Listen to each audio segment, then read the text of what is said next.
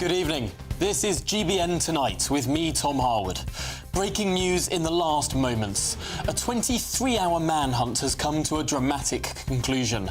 A man suspected of killing 3 women in their home in cold blood has been apprehended by the police. We're learning more by the minute and we'll be live in Enfield, North London, with updates as we get them. Elsewhere, Sir Keir Starmer is in Washington, D.C. He's there for NATO's 75th anniversary summit as he pledges to increase defence spending to 2.5% of GDP, but refuses to say when it will happen in this Parliament. And we have an explosive interview with the former Home Secretary, Suella Braverman. She lays into Rishi Sunak and gives her stance on allowing Nigel Farage into the Tory party, were she become leader.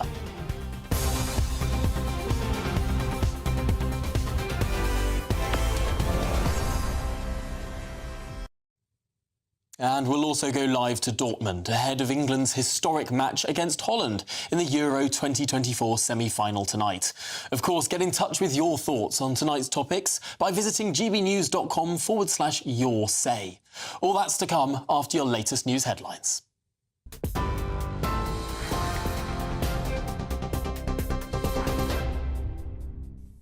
Tom, thank you, and good evening to you. Well, as you've been hearing, the chief suspect in a triple murder in Hertfordshire has now been located by police following an extensive manhunt this afternoon.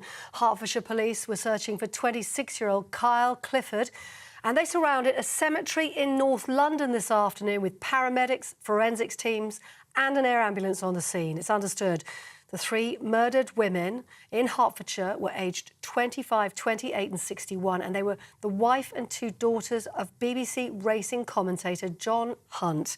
Hertfordshire police said the suspect is now receiving medical attention, having been located in Enfield in North London with injuries.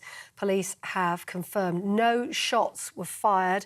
Residents who live close to the murder scene itself have described the incident last night as tragic and disturbing. We'll bring you the latest on that, of course, as that story develops. Meanwhile, in other news today, Sir Keir Starmer has said he wants to use the NATO summit in Washington to reset relations with world leaders and send a message to Russia's President Putin. The summit marks Sir Keir's debut on the world stage as Prime Minister, less than a week after the Labour landslide, which installed him in number 10. He's due to hold detailed talks with President Biden at the White House later on this evening. Sir Keir Starmer said the summit is an opportunity to continue galvanising support for Ukraine. The change of government makes no difference to the support that we will provide. We've been united on this when we were in opposition, and it was really important to me to be able to affirm that face-to-face in the meeting. I did speak to him immediately after I was sworn in as Prime Minister last week. And so we build on that here at NATO at this important summit because it is an opportunity for our Labour government to reaffirm our commitment to NATO. A second man has been arrested as part of an investigation into a small boat people smuggling network. The National Crime Agency says the 25-year-old Iraqi national was apprehended this morning at an address in Preston in Lancashire. He was detained on suspicion of facilitating illegal migration and obtaining leave to remain in the UK by deception. It follows the arrest of an Iranian national in Preston in May. Well, as if you didn't know, thousands of England fans are in Dortmund in Germany tonight for the Euro 2024 semi-final against the Netherlands, which kicks off in about an hour's time. But the Brits are expected to be outnumbered in Dortmund. It's thought there could be 4 times more opposition supporters out tonight, but certainly relations between the 2 groups of supporters very warm-hearted. Gareth Southgate's side, meanwhile, are pushing for a place in the final against Spain. And these England fans told GB News they expect to win. Easy game. I say easy, probably going to be pens, but obviously we'll win because that's what we're good at. You've seen the last game with Switzerland, you know, baby food, easy. Yeah, I'm excited for the semi-finals. It's going well so far. Hopefully it can get better. I won't take nothing away from the Dutch. They got Van Dijk, that's about it. But, you know, we'll give it the best, you know what I mean? I just realised I'm wearing the wrong colour for tonight, aren't I? Not intended at all. I'll be supporting England. Those are the latest GB News headlines for now. I'm Polly Middlehurst. I'm back in an hour. For the very latest GB News direct to your smartphone, sign up to News Alerts by scanning the QR code or go to gbnews.com/alerts.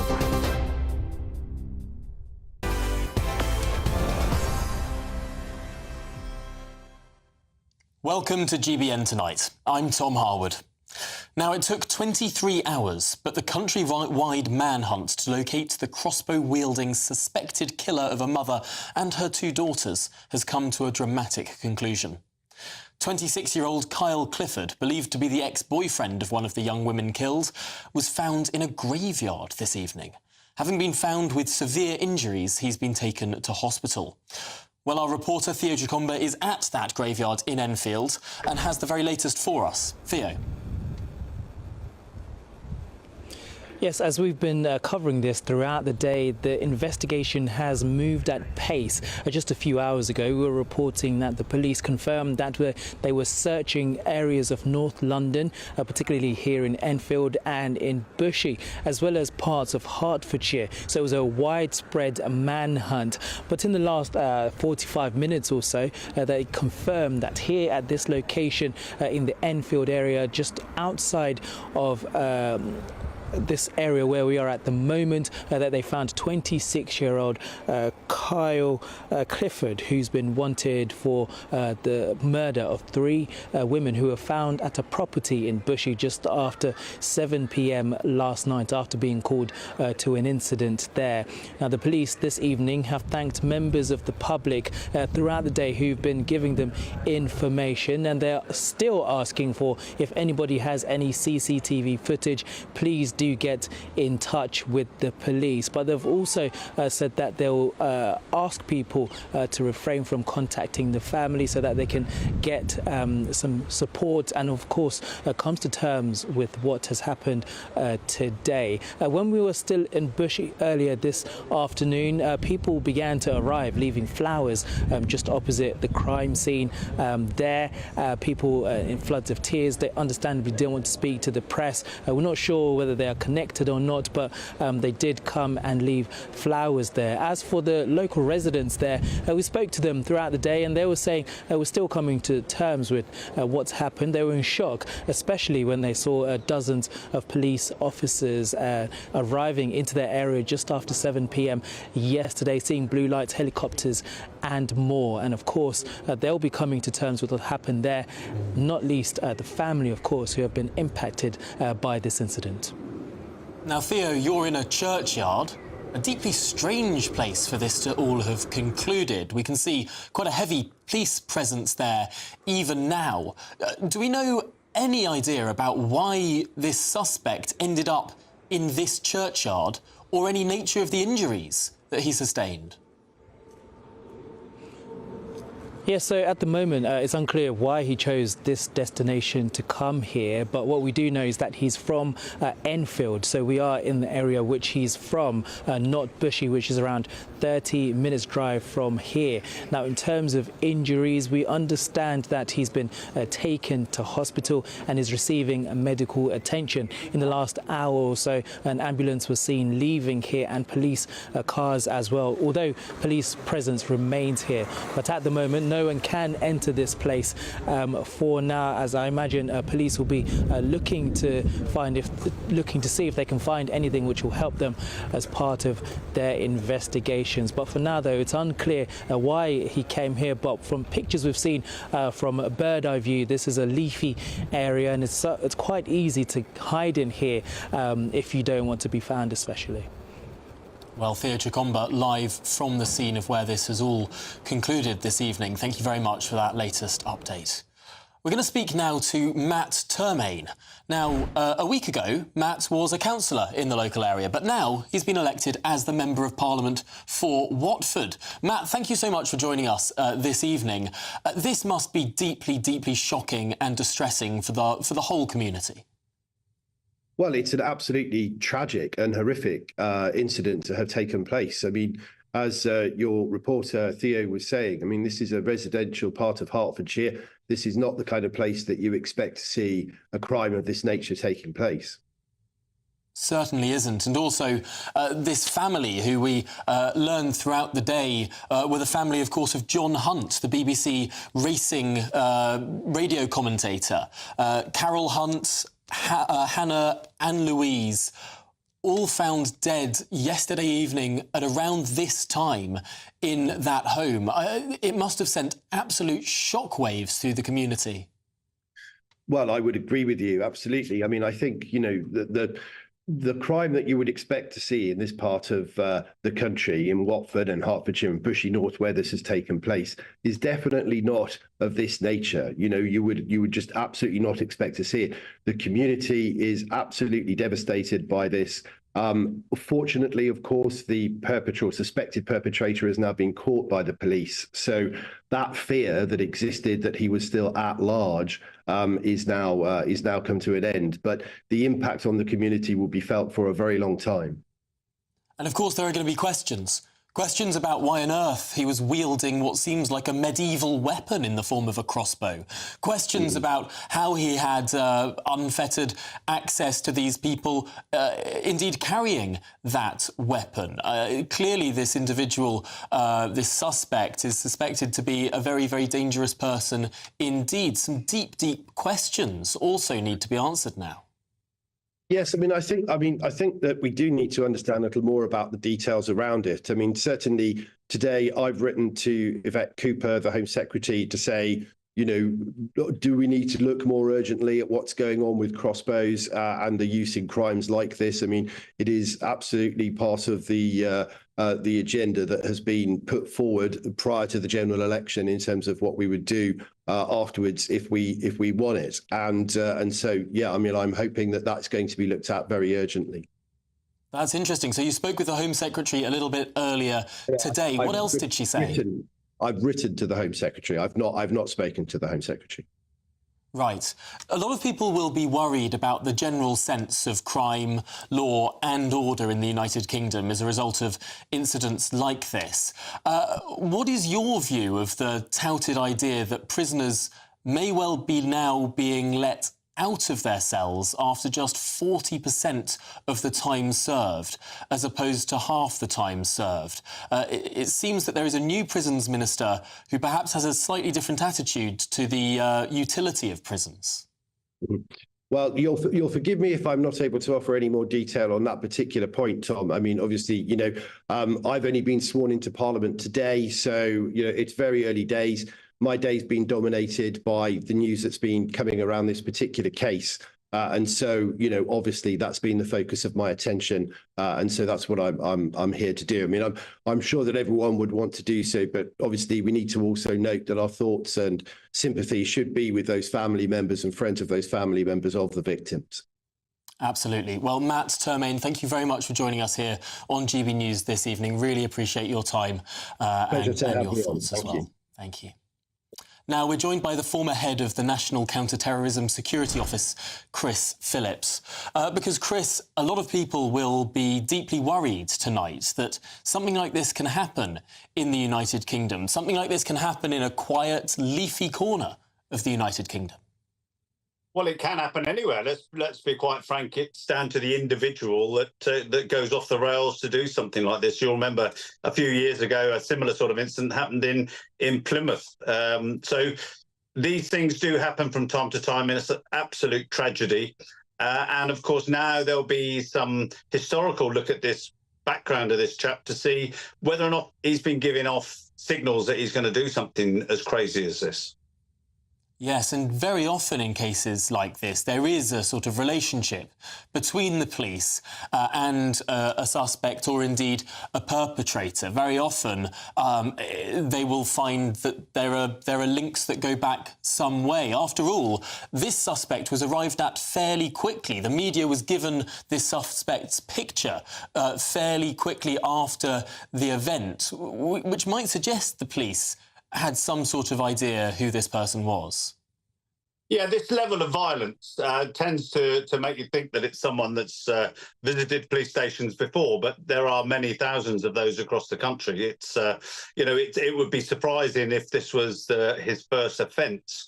And of course, his brother at the moment is serving a life sentence as well for a heinous murder. So, it's a sad part of our society. Crossbows are another story, and you brought up two really good points, one about crossbows, but one about prisons. And releasing prisoners early is just completely bonkers. People, from my world of terrorism, people that are still actively engaged in sort of terrorism and still thinking that way, actually being released back into the community is completely crazy. And just to release them with 40% of their time is madness. Yes, the new prisons minister was quoted as saying that he thinks only about a third of the people who are in prison should be in prison, which strikes me as slightly concerning. Now, that's not to impute anything about the case that we were discussing a moment ago, but in the more general sense, if we're going to see more prisoners released onto the streets, this could become a more dangerous country. Well, it's already become a dangerous country, Tom, because our criminal justice system is completely shot, right from policing, which has been devastated by the last government, the government before. We've got a court system which is completely unable to cope with the number of people that are waiting trial. And then the prison system, when they do get found guilty, is completely full as well. So, money needs to be spent, unfortunately, or they find ways of punishing people for crimes that don't involve imprisonment. And that doesn't, at the moment, I don't think anyone would be satisfied with the levels of community punishment that are going about. You'd want to see them doing something that is actually a punishment rather than, just going to distract them for a few days. Yes, in 2008, the Conservative Party promised to introduce not only maximum terms, but minimum terms in sentences. I'm not sure how widely that was actually ever implemented. Seriously, prison reform must be something that is looked at deeply closely now. But I want to return to the case, the specific case that we're dealing with this evening, because the use of a crossbow will strike people as bizarre, as deeply peculiar, this sort of medieval weapon being used in an act of slaughter. Well, it's probably a sign that it's more difficult to get hold of firearms in the UK. I mean, if you can call it a success, that's the only success you could call it, that it is difficult to get hold of guns. So people that want to go and commit heinous crimes like this, they have to find another way. And let's get ourselves too hung up with the crossbow thing. I imagine other weapons will have been used, and I imagine they're going to be knives. And if you go to any kitchen drawer in the country, you'll find knives that can be used to kill people. So, weapons are out there, and people that go and use them like this do exist. What we've got to do is find a way of stopping that from happening. And I think banning crossbows would be a good start. I think banning all firearms would be another good thing to do. Let's try and protect our people as much as we can. But we have to also bear in mind that there are a flood of weapons coming across the channel now that we are not necessarily stopping from coming in. And after all, I suppose even a car could be a weapon. A kitchen knife could be a weapon. After all, we've got to start thinking about the people that are deeply deluded into doing these sorts of acts, perhaps more than the way in which they do them. But Chris Phillips, that's all we've got time for. Former head of the National Counter-terrorism Security Office. Really appreciate your time this evening. We're joined now by Peter Kirkham, former Met Police Senior Investigating Officer. Because, Peter, there's going to be a heck of a lot of investigation that has gone in over the course of the last 24 hours, piecing together this story, because it was a remarkably quick and potentially successful manhunt. Yes, indeed. The officers would now seem to have all the pieces of their jigsaw, if what we're being told is accurate. But it's still a case of putting that together in a way that's going to satisfy the needs of the evidential requirements for a criminal prosecution or whatever. The first thing they'll be worried about is when they will be getting a chance to speak to their suspect. I understand he has been taken away in an ambulance, and therefore his medical condition will be sorted out first, and then they'll be keen to interview him after that. What sort of processes will have been going on? Clearly, different police departments will have been talking to one another, different constabularies will have been communicating, sharing evidence. But what will actually have been the process that has gone on for the last 24 hours? The main aim of the exercise over the last 24 hours will have been to lay their hands on him. It would seem that they've known his identity really right from the start. Which is quite often the case where you have got a link, when you have got a link between suspect and victim or victims, which would appear to be the case here. That means they're then urgently following whatever lines of inquiry they have, which will include visiting addresses and searching addresses and such like initially. I mean, it would seem from the sequence of events today that they may have gone to an address that he's known to be linked with in the Enfield area. Not found him there, but perhaps disturbed him in or around that address, and then got on his trail into the cemetery where they found him later on. Yes, deeply spooky, for want of a better word, that this is where it all came to a head, all came to a conclusion. Have you ever seen anything like this in your experience? Things, not necessarily with a cemetery, but I've seen these sorts of things before. Where fairly rapidly the police have been on the tail of somebody and they have run out of options, really.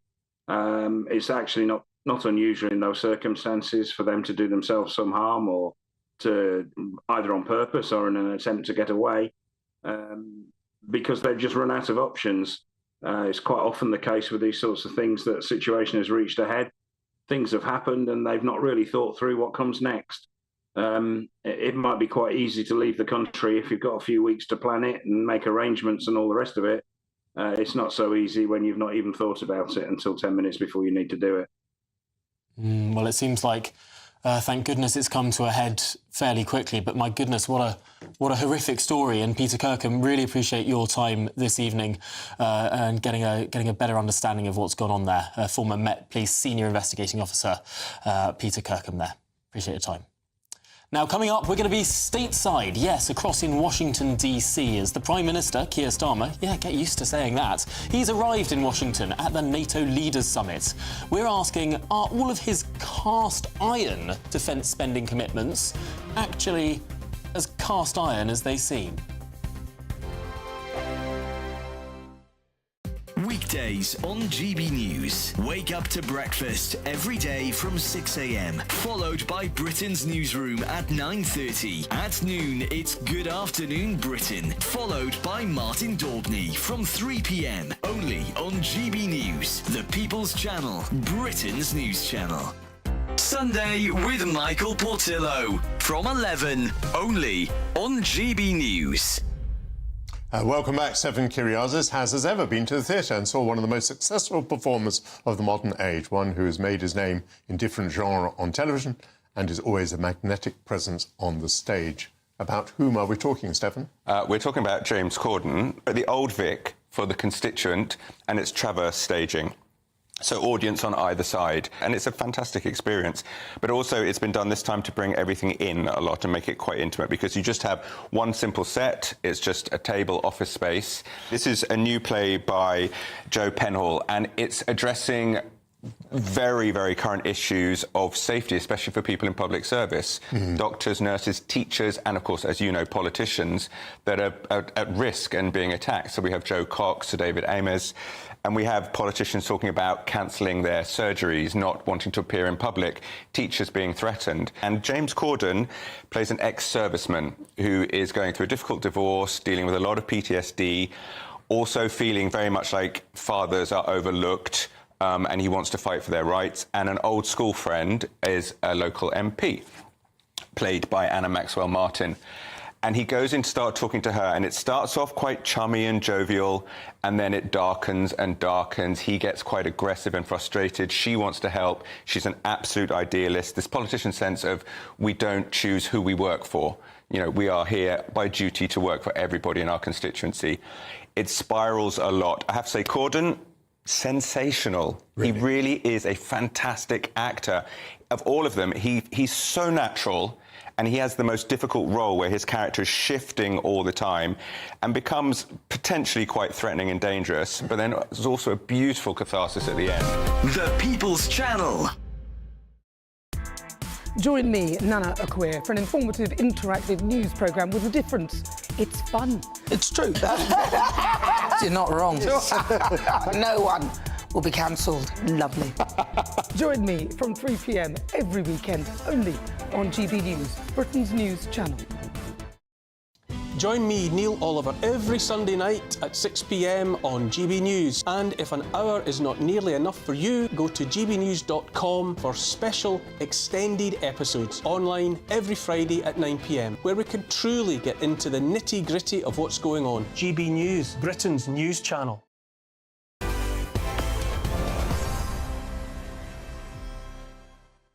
Welcome back to GBN Tonight at 24 minutes past 7 with me, Tom Harwood. Just 5 days into the job, Sir Keir Starmer has touched down in Washington for the NATO Leaders Summit in his first major international event since taking office last week. Already, however, the Prime Minister is facing a backlash. He's insisting the UK has a cast-iron commitment to spending 2.5% of GDP on defence, but refusing to lay out a timetable for when the government will actually cough up the cash. He won't even say that it'll happen this Parliament. Well, according to the Prime Minister, a strategic review needs to come before all of that. Well, joining me now with the very latest, live from Washington, D.C, is our very own political editor, Christopher Hope. And Christopher, you've been following the Prime Minister today. You've been at the White House today. What on earth is going on? Because it seems like there's a very confusing pledge from Keir Starmer here. Hi, Tom. Yeah, welcome to Washington, D.C, where it is about 30 degrees here and it's hot. A lot hotter, I think, than back in the UK. That's right. So Keir Starmer has come here. This time last week, he was staying in a B&B somewhere in the Midlands, I think, tonight. And instead, he finds himself being hosted by Joe and Jill Biden for a glitzy White House dinner tonight here in Washington. That's right. So far, Sir Keir Starmer has met with Joe Biden. They met on their first handshake was in full view of the cameras at the NATO summit just now. Earlier, we saw him meet with Olaf Scholz, who's the German Chancellor. The pair are quite good friends. He met, quite interestingly, with Nick Thomas-Symonds, who is the Minister for European Relations, and that's quite interesting because, of course, next week there's a big summit at Blenheim Palace in the UK, when 44 European leaders will be meeting there, hosted by Sir Keir Starmer, and they'll be discussing how the UK will look in a post-Brexit world as Sir Keir Starmer tries to reset that Brexit relationship. But the idea of the personal meetings, we've seen, of course, also Emmanuel Macron give a kind of bro handshake to Sir Keir Starmer. Sir Keir Starmer gave Joe Biden an Arsenal shirt with the number 46 on the back to represent the 46th President of the United States. So lots of friendship here. And of course, Sir Keir Starmer is the bright, shiny thing amongst world leaders right now. He's a leader who was elected last week on this landslide majority. So he's the one everyone wants to speak to. We're hoping to be later on tonight with the Prime Minister, maybe even in the Oval Office as he meets with Joe Biden for a fireside chat, and we'll bring more of that to you first thing in the morning. But it hasn't all gone away from the worries here about law and order, about justice, about the overcrowded prisons haven't gone away from Sir Keir Starmer. But this kind of thing on the world stage, glad-handing with world leaders, is exactly why so many people want to be Prime Minister, to show they can back for Britain internationally. Goodness me, it'll be fascinating to see what happens inside the Oval Office with the two of them a little bit later on. Of course, an Oval Office that no longer has a bust of Winston Churchill in it. It was there, of course, for George W. Bush. It was taken out by Obama, put back by Trump, taken out again by Biden. It seems to be doing a bit of a Churchill bust hokey-cokey. But, Christopher, you do mention something very interesting, which is that, of course, the Prime Minister, Keir Starmer, will be in office for at least 5 years with an enormous majority. Joe Biden might not be the president in a few months' time. Emmanuel Macron is term limited to 2027. Olaf Scholz is 20 points behind in the polls in Germany. Justin Trudeau is 20 points behind in the polls in Canada. One recent poll had him coming in 3rd place from 1st place. Clearly, in terms of the person with the most staying power at this international conference, it could well be the British Prime Minister.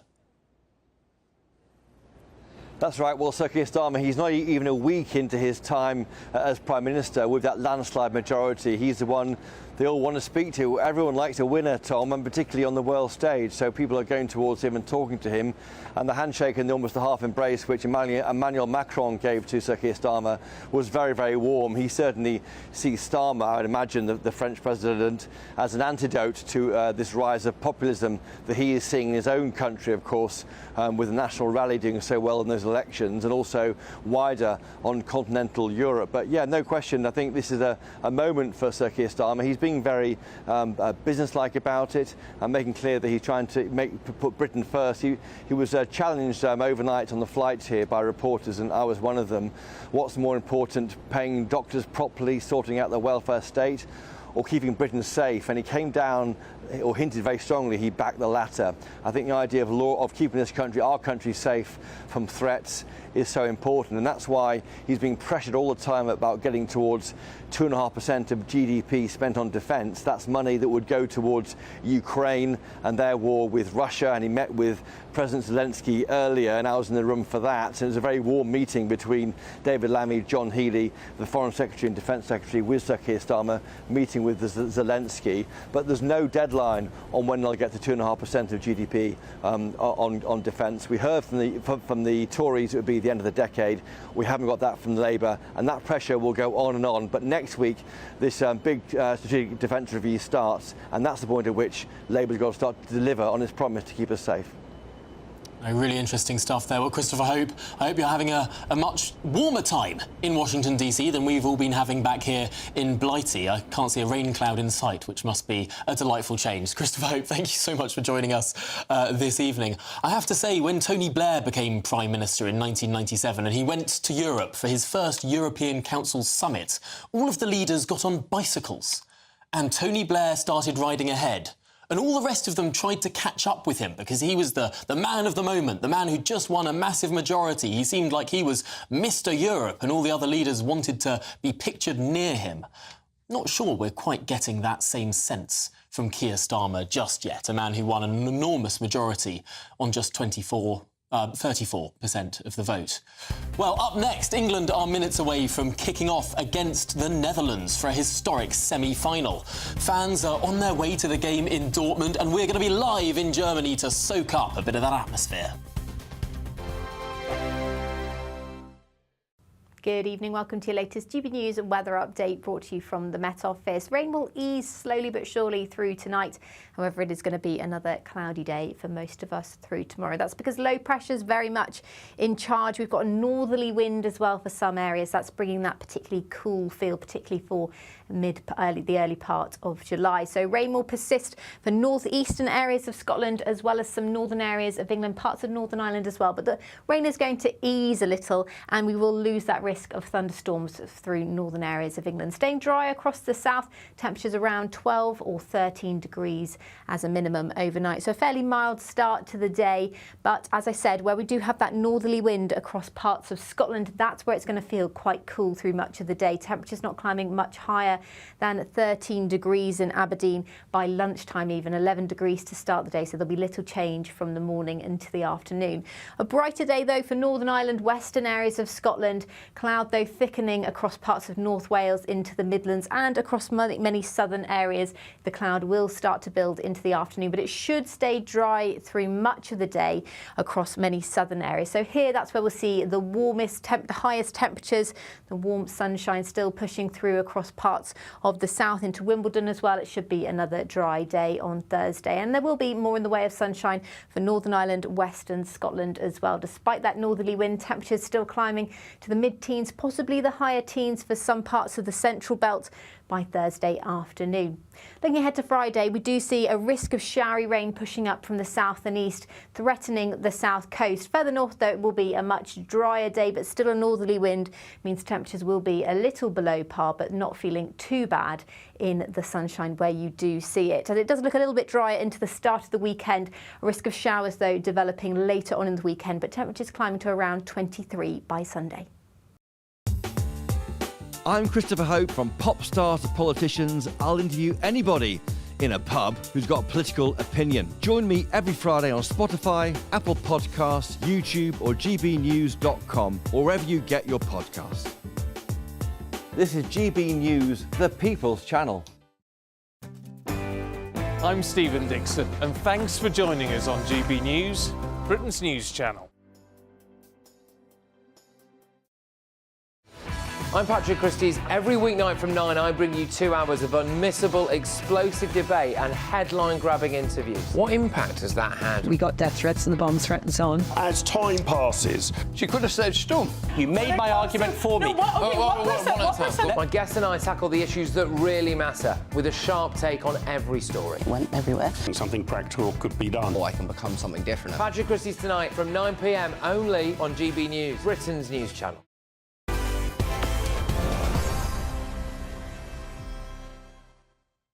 Welcome back to GBN Tonight at 34 minutes past 7 with me, Tom Harwood. Now, after Spain sent France packing last night in a blockbuster semi-final clash, tonight it's England's turn to earn a place in the Euros final. Now, we're going to see what the fans in the UK are feeling like at this important moment. GB News reporter Will Hollis is out there for us in Nottingham. And Will, how are people feeling? This could be a huge moment for England. Yes, a little bit further north than Nottingham. This time we're here in the heart of Sheffield, Steel City, in a fan zone that can fit some 4,000 fans, football fans that chose to stay here on home turf instead of making that trip to Germany. It is 500 miles away that the fate of England heading towards a final must be decided. But first we've got to tackle that semi-final challenge of a more than capable team that is the Netherlands. 4,000 or so people here, many of them straight away from work. They came down to the fan zone here at the heart of Sheffield, Devonshire Green. There are 2 words that can describe this fan zone right now. One is beer, plenty of that. The second is hope. There is certainly a feeling of hope in the air that I haven't felt so far during this tournament. It hasn't been the easiest road. Many critics have followed England on this journey, but neither beer nor hope here in Sheffield can have any impact on what happens 500 miles away in Dortmund as England get ready to take on the Netherlands in the semi-final of the 2024 European Cup. And Will, this is such a huge moment because if England can do it, if we can do it this evening, then we're through to the first ever Euros final that England will have played not on home soil. You see that little qualifier I did there? Yes, the challenge is getting past this final step, isn't it? Lots of people have been a little bit pessimistic, I would say, about whether we can make it to that momentous occasion. England is often badged as having a really good team, but falling at the last hurdle. This really is the last hurdle, and if we do get past this one, it will be Spain, a formidable side. Sides like France, sides like Germany, Italy, all of them would have been a difficult team for England to get past, but Spain is going to be a real challenge. But as I say, hope here in the heart of Sheffield, lots of hope as well in Dortmund tonight, and hope in Germany for the fans that have travelled over there, hoping to cheer England on past this semi-final into a final as well. Well, Will Hollis live from Sheffield, not Nottingham. Thank you very much for that anticipatory sort of look ahead of what could be an enormous moment. England versus the Netherlands, 2 countries that perhaps came together a little bit in 1688. We're, of course, celebrating the Battle of the Boyne on Friday. So perhaps it's all very fitting. 2 of the earliest countries to invent capitalism too. But coming up, we're going to be having a little look at an exclusive interview with Suella Braverman. She speaks about how she may or may not allow Nigel Farage into the Tory party were she to become leader. What on earth will she say? Well, our man in the States, Stephen Edgington, has spoken to her, and that's coming up next. Are the newspapers getting you down? My wife didn't divorce me that month. Struggling to separate the wheat from the chaff? I know that it's a bit of a circus at the best of times. Well, don't worry, Headliners has got you covered. We'll take the burden of reading the day's news, and if we get depressed, who cares? It's an occupational hazard, frankly. That's Headliners on GB News from 11 p.m. till midnight, and the following morning, 5 till 6 a.m. on GB News, the comedy channel. Nah, just kidding. Britain's news channel. Good afternoon, Britain. Weekdays from midday. No one wants their child to be a fussy eater.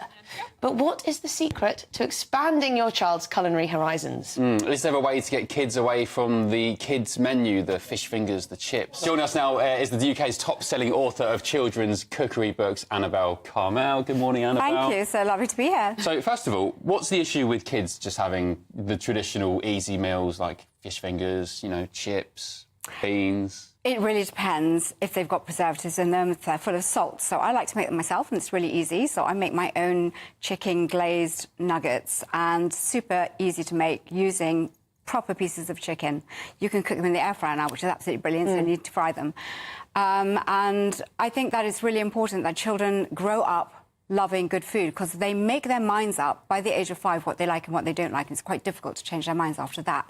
But it's good to know that fussy eating is genetic. It's not to do with your cooking. Oh, that's right. Not to say that you can't do something about it. So I've written many, many books, and I have an app with 1,000 recipes on it, and a lot of how to make your own junk food, how to make your own isolitas out of fresh fruit. Yes. How to make your own pizzas. I make the most amazing homemade pizza. I actually brought you some cookies here. So these are your books here. So my first cookbook, that's for how old children? That's from the age of 1. OK, and you've got a weaning one at the end, the baby one? Yes, that's my very first book. I lost my first child. It was really sad. She died at the age of 3 months. And my second child was a world's worst eater. And I wrote that book as my legacy to Natasha, never thinking that it would start a whole career. Oh, bless you. It sold millions of copies, and it's so popular. Is it quite pivotal and important that you introduce kids to the weaning stage, or, you know, how important? It's very important, because the processed weaning food in pouches or jars, it's heated, so a lot of the vitamins aren't there anymore, so making your own is so easy and much cheaper. GB News, the People's Channel. Hi there, I'm Michelle Dewberry, and I'm going to take a second to tell you all about my show, Dubes & Co. We start off with the issues of the day. We then bring in both sides of the arguments. We get rid of the disrespect, and then you throw me into the mix. And trust me, I'll tell it exactly how it is. And then, of course, the magic ingredient, you at home. We mix it all together, and what have we got? In my opinion, the best debate show in town. Monday to Friday, 6 till 7 on GB News, Britain's news channel.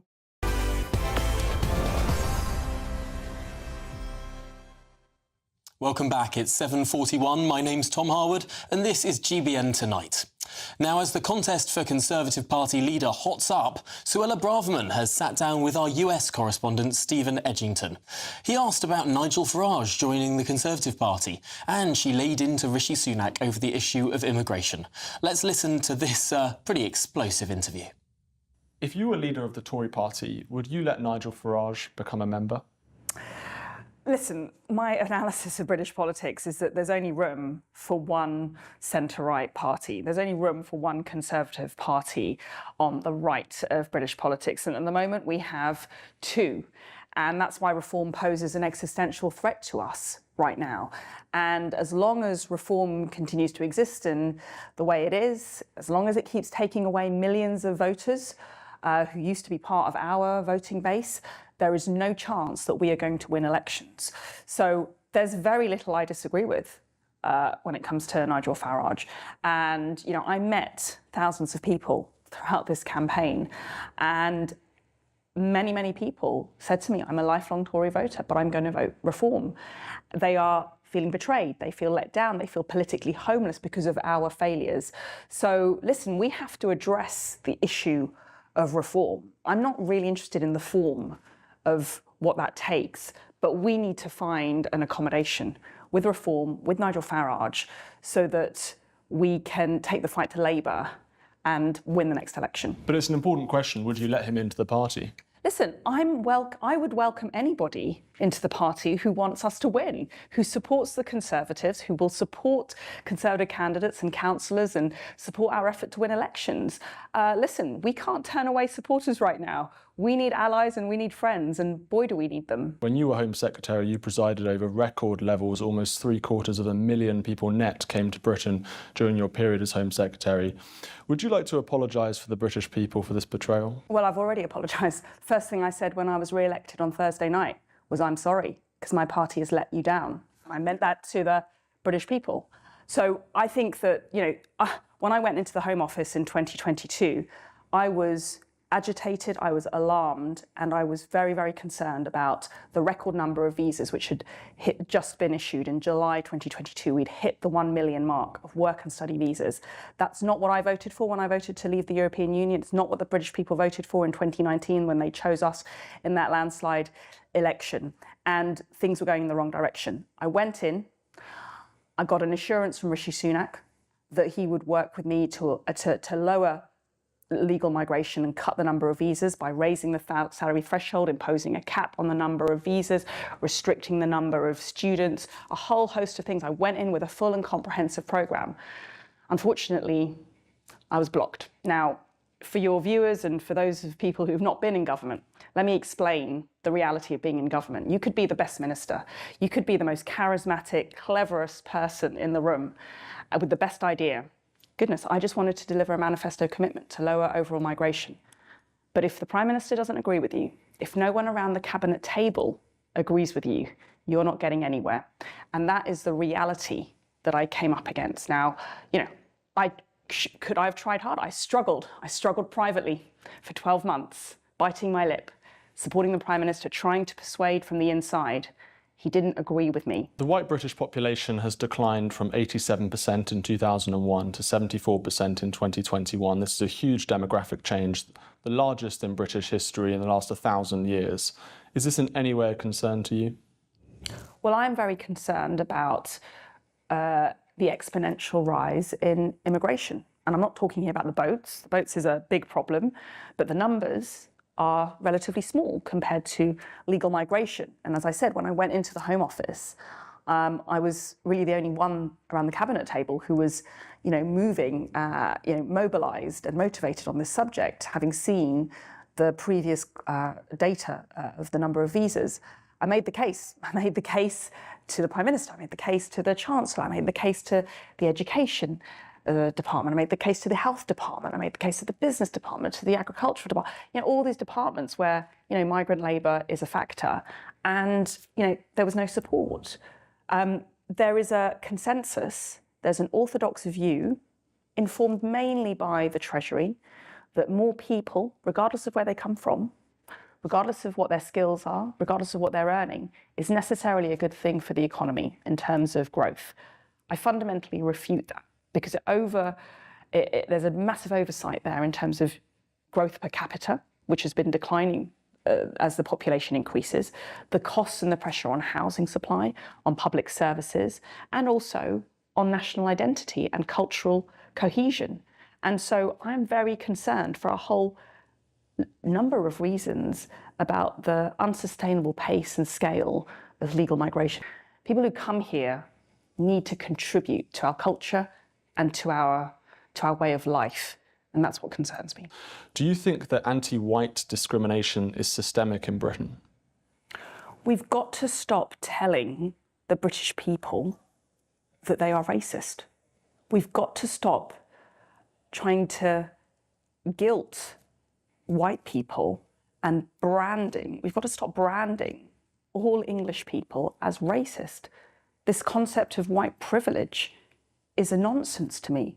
Say that to the white working class boys in Britain who are the most underachieving when it comes to literacy and numeracy and school outcomes. Say that to young girls in some northern city towns who were raped and abused by gangs of largely Pakistani Muslim men. So I think we need to stop, gaslighting the British people. We need to be honest.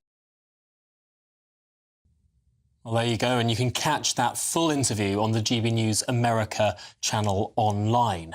Now, delighted to be joined by our GB News US correspondent, Steve Edgington, who, of course, conducted that interview. And Steve, firstly, I want to ask you, What was the former Home Secretary doing the other side of the pond? Surely if she wants to be winning a leadership election, she's got to be hobnobbing with the few Conservative MPs who remain. She is here in Washington, D.C. at the National Conservatism Conference. I think this is her second National Conservatism Conference that she's spoken at. And she is making her pitch to American and international conservatives from all around the world. I actually think it's quite smart that she's come here. She's really raising her profile in the States, and she's connecting with a lot of interesting and powerful conservative allies and voices. And there are some Brits here as well, including me, who's covering the conference. So I'm very happy that she's here. She's really making waves. I mean, she gave a speech a couple of days ago in which she was criticizing the Pride Progress flag, and this caused a massive outcry from many liberal and so-called wet Tories who said that she was being incredibly homophobic and so on. So she really is sort of launching, I think, her leadership bid softly. She's not being very subtle about it in some ways, but she's in Washington to talk about conservatism and to talk about why the Tories failed. Some people might say she launched her leadership campaign before the election was even over with that letter to the Telegraph. But Steve, did you get a sense that there is actually a sort of campaigning machine behind Suella Braverman, or is she sort of acting out alone? I think it's difficult to gauge whether Suella has a team behind her or not. I know that she certainly is ambitious in this area. In my interview, I mean, she says that, she hasn't launched her leadership bid. I think we can all read between the lines. And I know that, in order for her to get on that ballot, that crucial ballot that Tory members will vote on, she needs to court those Conservative MPs. And she does seem to be struggling with that.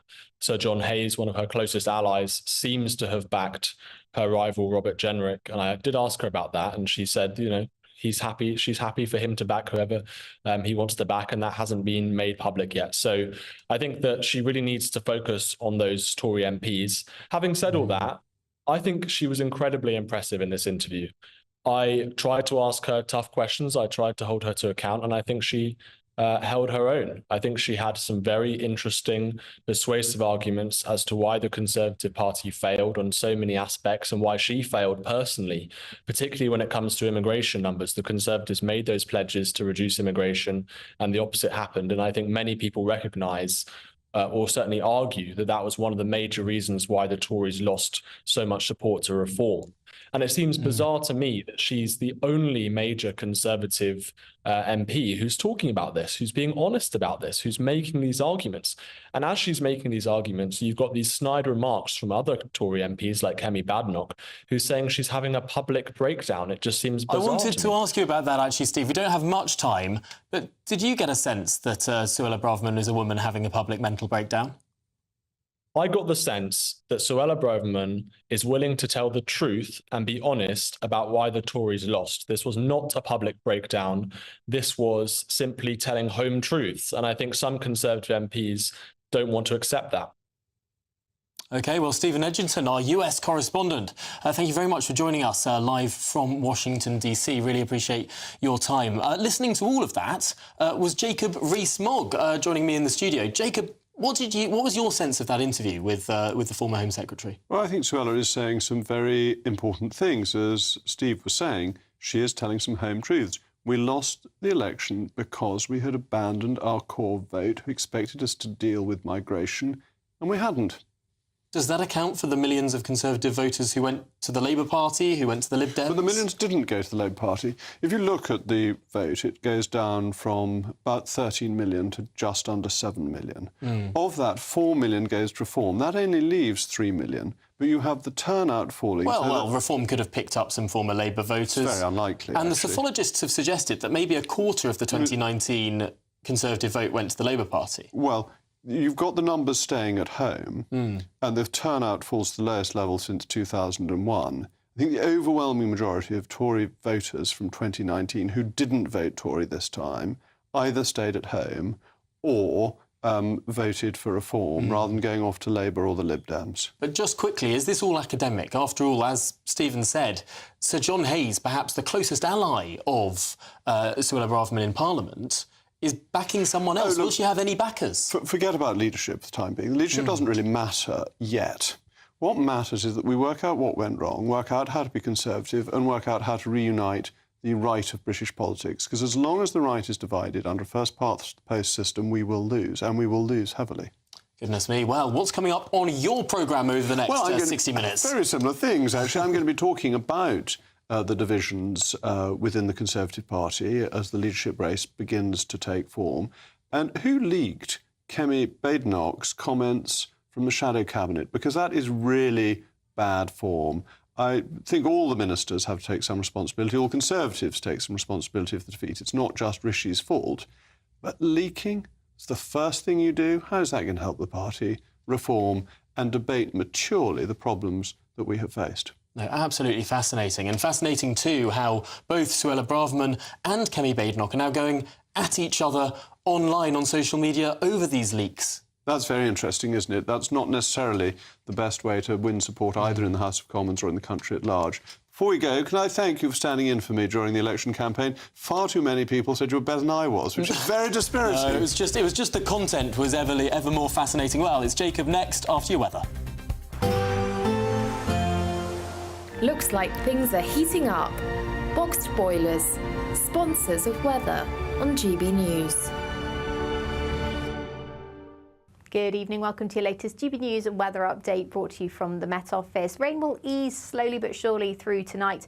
However, it is going to be another cloudy day for most of us through tomorrow. That's because low pressure is very much in charge. We've got a northerly wind as well for some areas. That's bringing that particularly cool feel, particularly for the early part of July. So rain will persist for northeastern areas of Scotland as well as some northern areas of England, parts of Northern Ireland as well. But the rain is going to ease a little and we will lose that risk of thunderstorms through northern areas of England. Staying dry across the south, temperatures around 12 or 13 degrees as a minimum overnight. So a fairly mild start to the day. But as I said, where we do have that northerly wind across parts of Scotland, that's where it's going to feel quite cool through much of the day. Temperatures not climbing much higher than 13 degrees in Aberdeen by lunchtime, even 11 degrees to start the day. So there'll be little change from the morning into the afternoon. A brighter day though for Northern Ireland, western areas of Scotland. Cloud though thickening across parts of North Wales into the Midlands and across many southern areas.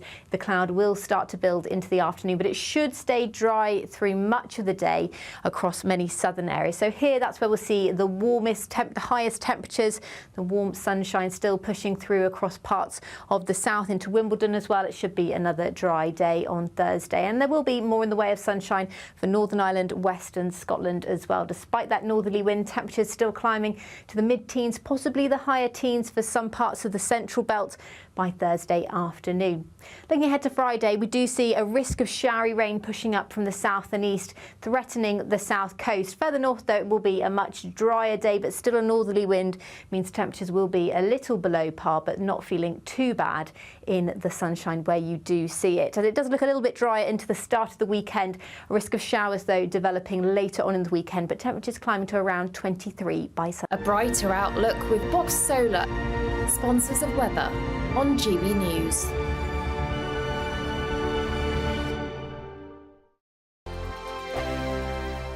Summer could be a scorcher with your chance to win £30,000 cash, our biggest cash prize to date. It's totally tax-free, which means you get to spend every single penny however you like. What plans would you make with an extra £30,000 cash in your bank account? Take your family on the ultimate holiday, buy that treat that's always seemed out of reach, or just put it in the bank for a later date. However you'd spend it, make sure you don't miss out. For another chance to win £30,000 in tax-free cash, text cash to 63232. Text costs £2 plus one standard network rate message. You can enter online at gbnews.com/win. Entries cost £2. Or post your name and number to GB07 PO Box 8690 Derby DE1 9TT.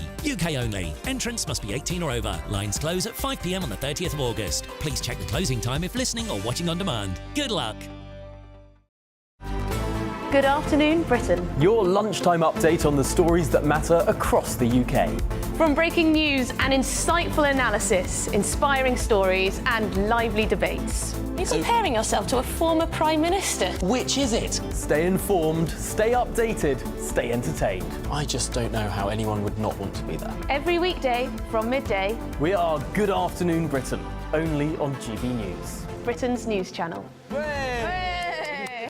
Hi there, I'm Michelle Dewberry and I'm going to take a second to tell you all about my show, Jubes & Co. We start off with the issues of the day. We then bring in both sides of the argument. We get rid of the disrespect. And then you throw me into the mix. And trust me, I'll tell it exactly how it is. And then, of course, the magic ingredient, you at home. We mix it all together and what have we got, in my opinion, the best debate show in town. Monday to Friday, 6 till 7 on GB News, Britain's news channel.